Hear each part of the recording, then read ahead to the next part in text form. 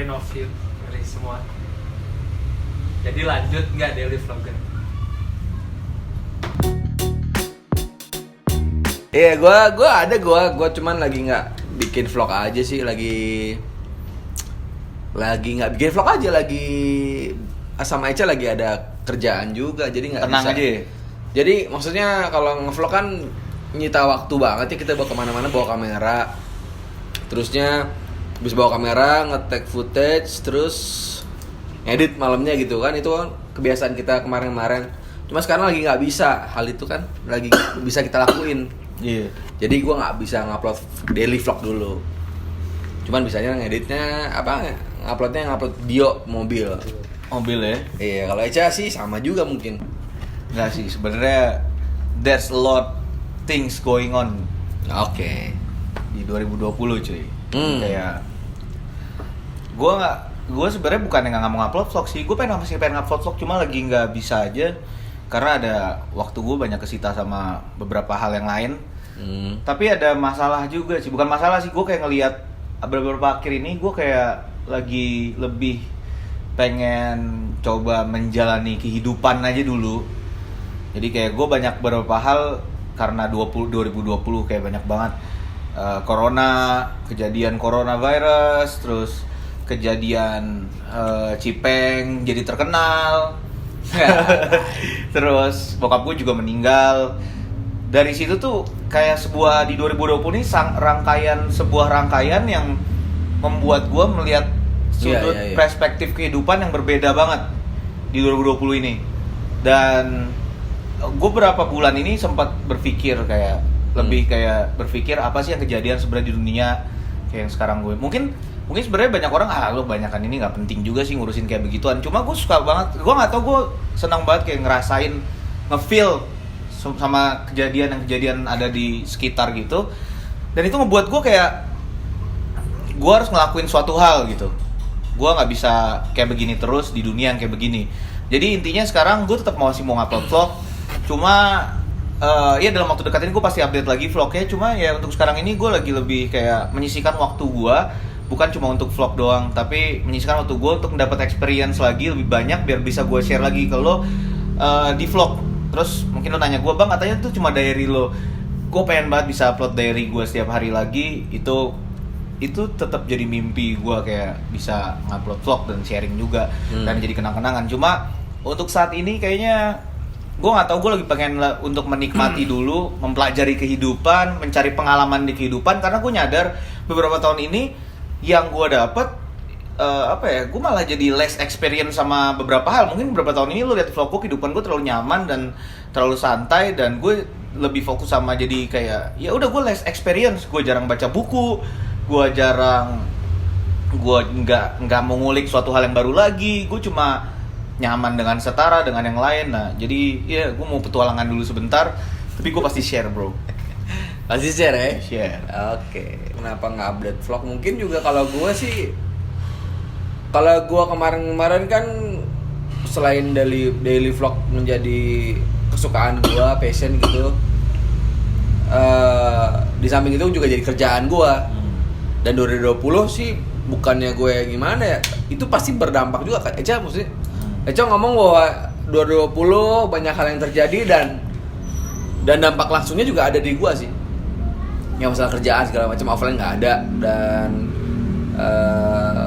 vlog juga ya, maksudnya gue daily vlog ya udah gitu-gitu juga sama aja gitu. Jadi nggak ada hal yang bisa gue lakuin di 2020 dengan mimpi-mimpi gue yang gue set sebenarnya 2019 2020 itu udah gue set sedemikian rupa, tapi ternyata belum berhasil, belum works. Jadi ya gue harus ngerjain yang lain dulu baru nge-vlog lagi. Tapi nge-vlog sih gue ntar lagi update vlog, cuman jarang-jarang sama keluarga doang paling.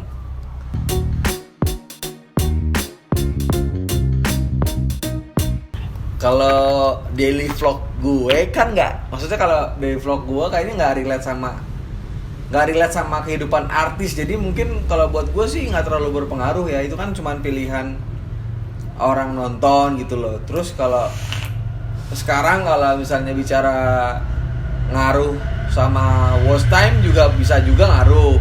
Tapi yang paling ngaruh kan kalau ada media lain ya kayak TikTok, kayak ada Netflix, gue nonton Netflix, mungkin orang-orang juga nonton Netflix. Kalau misalnya ada beberapa orang misalnya artis atau YouTuber baru, itu sebenarnya adu-aduan konten doang sih, nggak berpengaruh. Kan masanya mereka juga udah banyak di TV, mungkin yang nonton gue juga nonton Sule misalnya, tapi yang nonton Sule kan belum nonton gue, jadi market share-nya aja sih mungkin yang beda. Kalau ngaruh apa nggak ngaruh ya mungkin sedikit berpengaruh, cuman kalau buat gue pribadi ya buat menonton gue kayaknya kalau yang nonton gue ya nonton gue aja gitu, ada nonton gue aja gitu, nggak nonton Sule. Mungkin kalau yang nonton Sule mungkin yang nonton gue mungkin nonton Sule juga gitu loh. Misalnya kalau artis ya, terus itu kan pilihan market juga sebenarnya. Apa ya sebenarnya menurut gue sih kalau perkara watch time ya itu bukan masalah artis masuk YouTube juga sih. Lebih ke banyak sih video on demand yang lain yang menurut gua jadi kayak YouTube kalau singkatnya sebenarnya kalau buat gua pribadi sih nggak terlalu pengaruh sebenarnya. Buat gua harusnya sebenarnya justru dengan ada artis masuk YouTube sebenarnya mempromosikan YouTube ke lebih banyak orang sebenarnya. Cuma mungkin penonton gue yang dari lama atau gimana mungkin lebih ke ini sih, kan orang nonton YouTube tuh pasti kan lama-lama berevolusi gitu kan, kayak awalnya dia tertarik sama video on demand kan intinya YouTube, terus tiba-tiba ada Netflix, ada iFlix, ada View, ada GoPlay segala macam, terus kayaknya sekarang udah kebagi share-nya bukan cuma sekedar sama artis YouTube sebenarnya, sama Netflix, sama apa. Baik gue sekarang aja pribadi nonton YouTube tuh agak-agak boring jadinya, kayak mungkin kebiasaan kali gue. Production quality-nya Netflix kan oke banget ya. Terus dia cara packaging-nya juga serelate itu gitu, nggak terlalu banyak reality show juga segala macam. Cuma kalau untuk pengaruh atau enggak secara singkat sih mungkin iya mungkin enggak. Tapi sampai sekarang gue nggak tahu emang pengaruh apa enggak sih sebenarnya. Kalau untuk urusan views kayak yang YouTuber pikirin gitu, urusan revenue segala macam. Kalau revenue menurut gue harusnya nggak pengaruh ya. Corona yang lebih pengaruh sama revenue harusnya. Iya. Corona ya. Iya.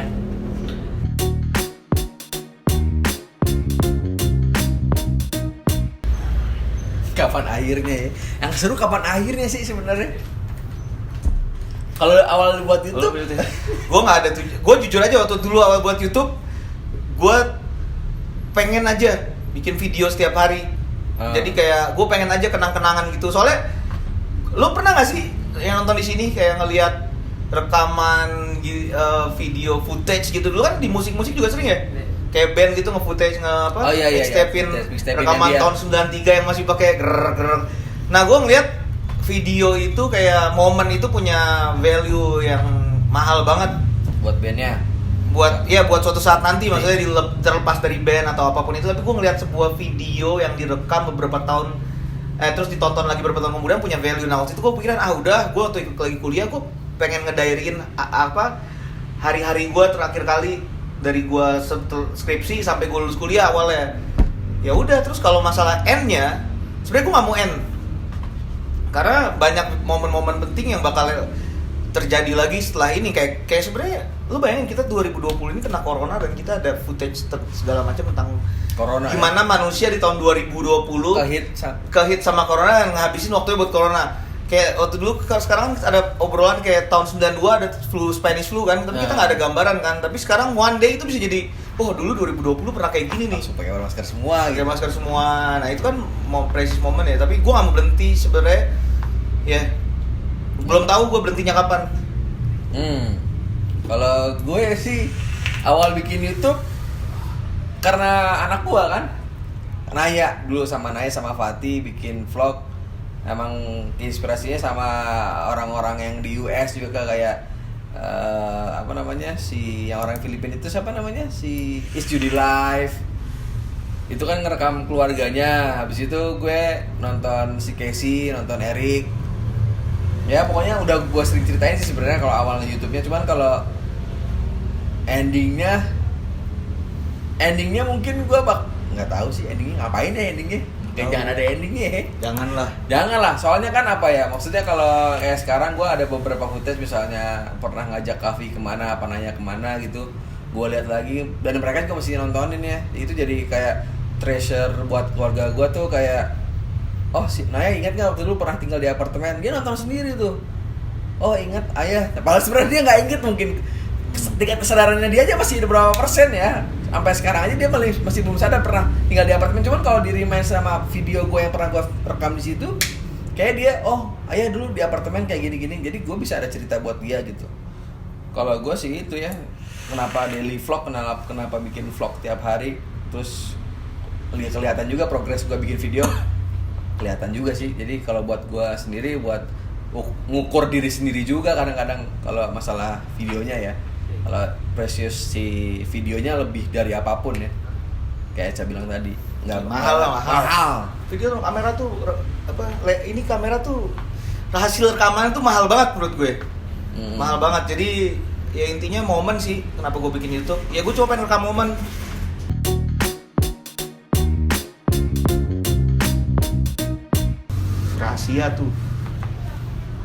Rahasia. Platformnya udah nggak ada. Ya kalau gue sih emang nggak pernah bertumpu sama YouTube sih sebenarnya dari dulu gue ya. YouTube emang benar-benar pure hobi gue, sama yang tadi rekam momen segala macam. Kalau platform YouTube nggak ada, gue yakin we have another social media platform yang buat nge-share momen sebenarnya. Dan itu udah jadi addiction manusia sekarang kan. Sharing moments tuh udah jadi bisnis kan sekarang. Jadi pasti ada yang lain untuk platform itu. Dan YouTube, menurut gue YouTube nggak ada tuh in the next 50 years masih ada menurut gue. Cuma nggak tahu in the next more than 50 years gue nggak tahu.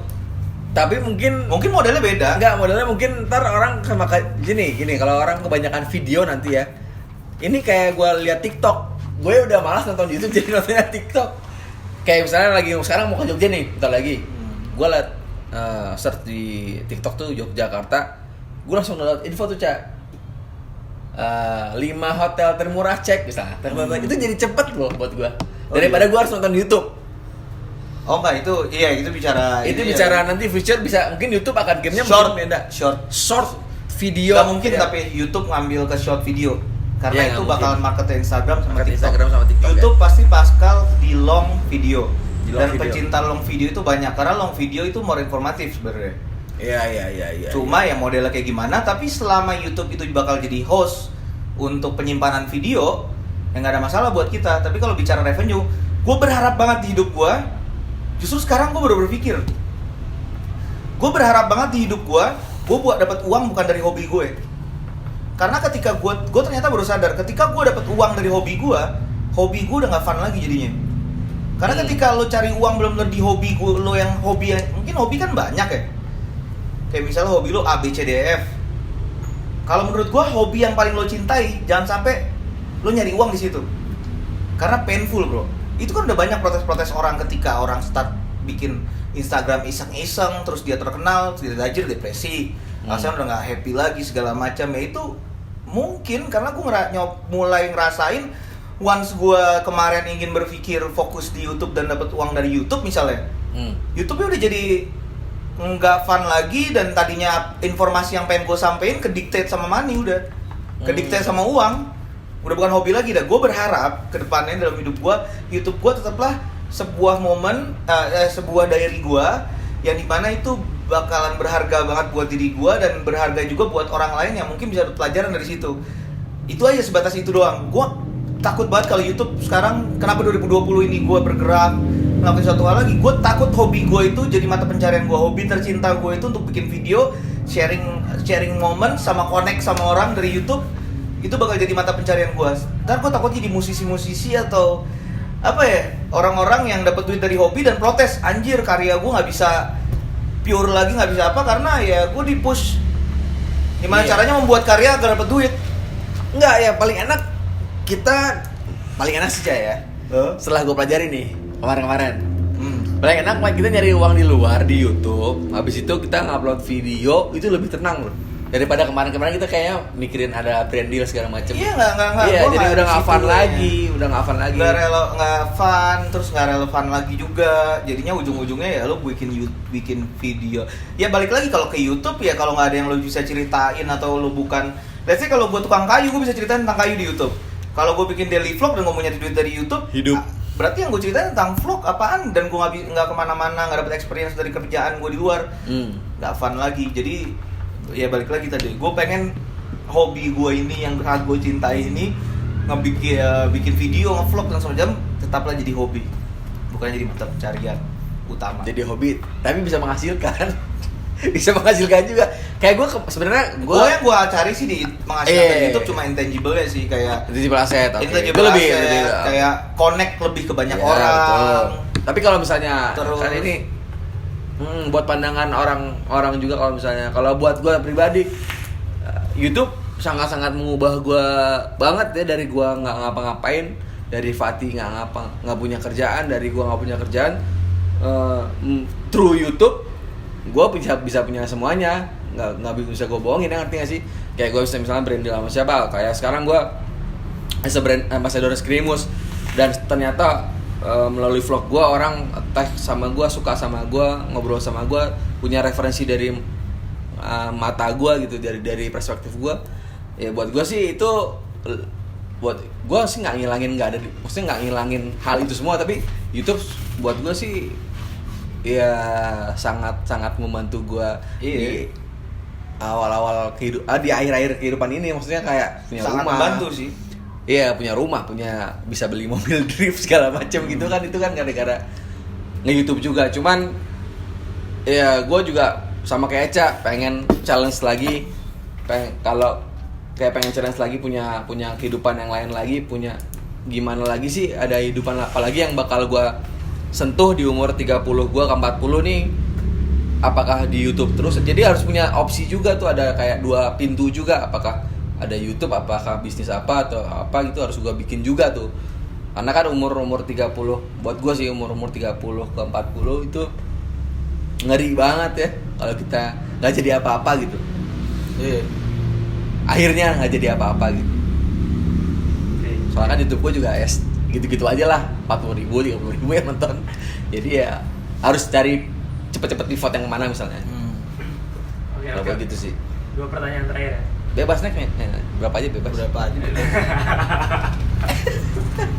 Bukan TikTok.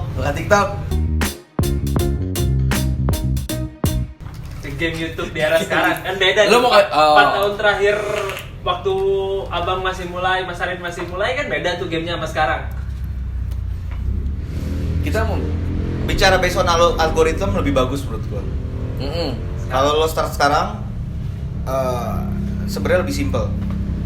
Lo bikin satu hal yang niche bahasa ininya, satu hal yang sangat mengerucut. Let's say lo cuma cerita tentang gimana caranya gua makan gitu misalnya. Ya tapi itu kan udah terlalu saturated.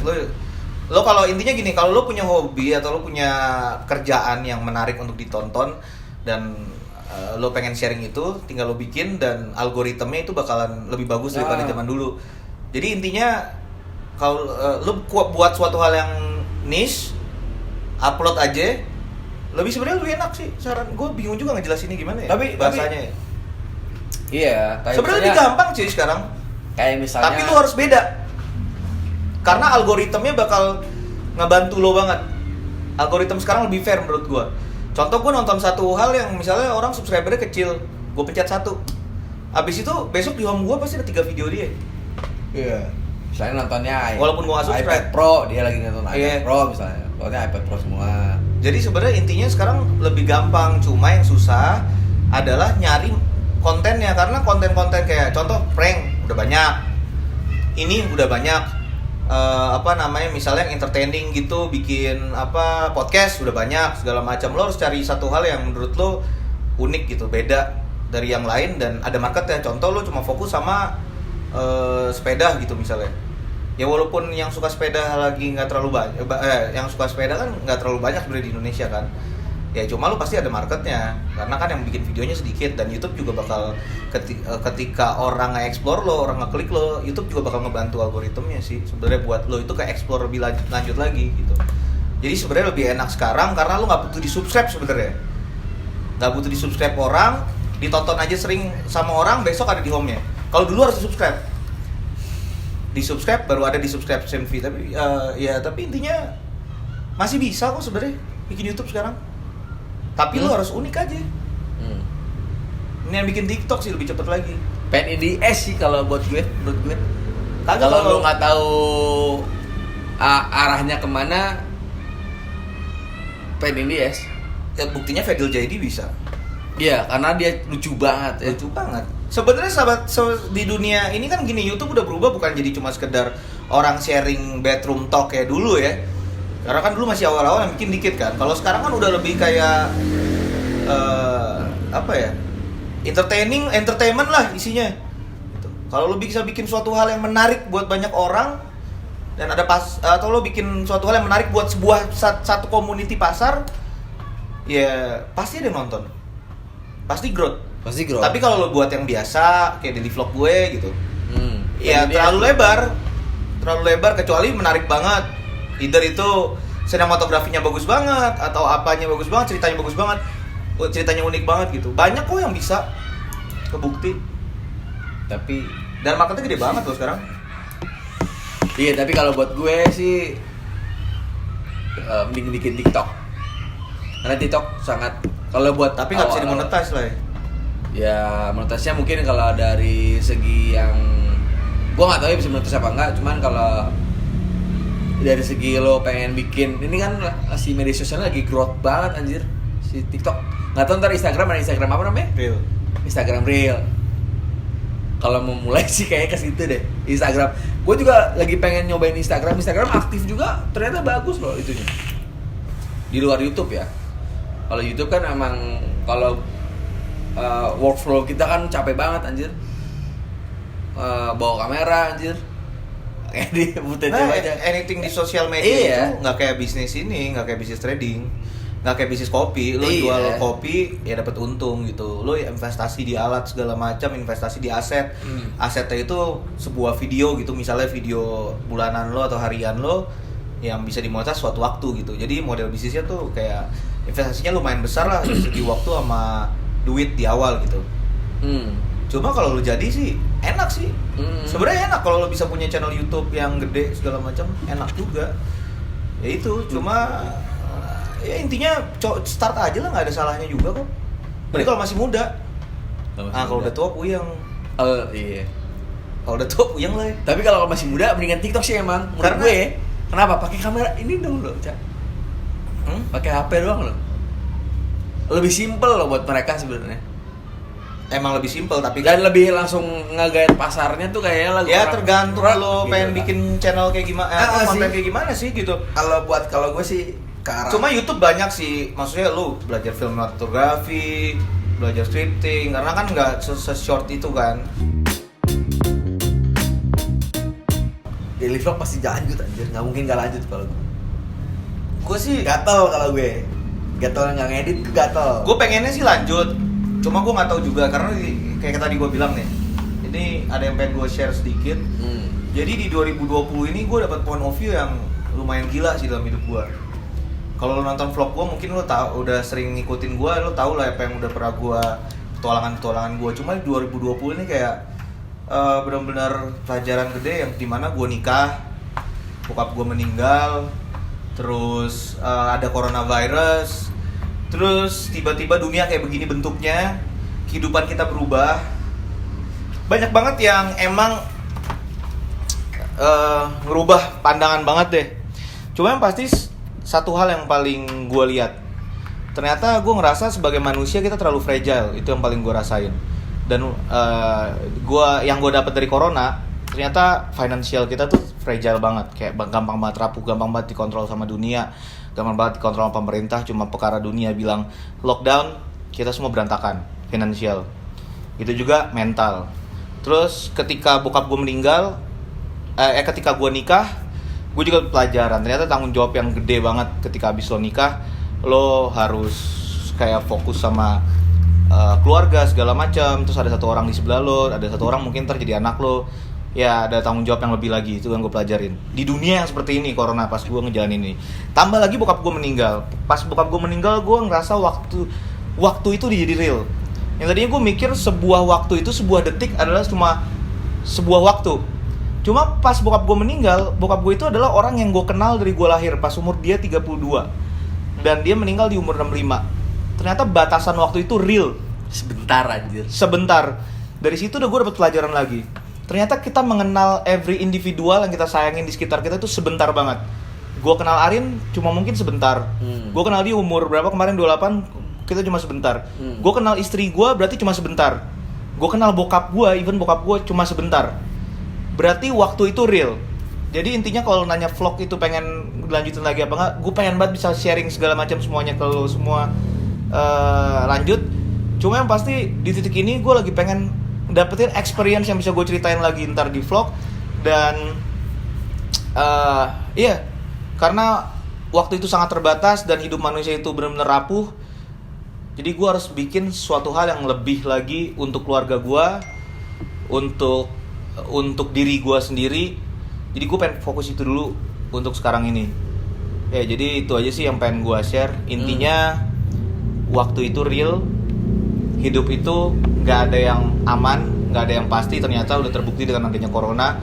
Segampang itu kita diobrak-abrik sama manusia-manusia yang lain, sama pemerintahan, sama dunia. Segampang itu lo tiba-tiba jadi miskin, segampang itu lo tiba-tiba jadi pusing.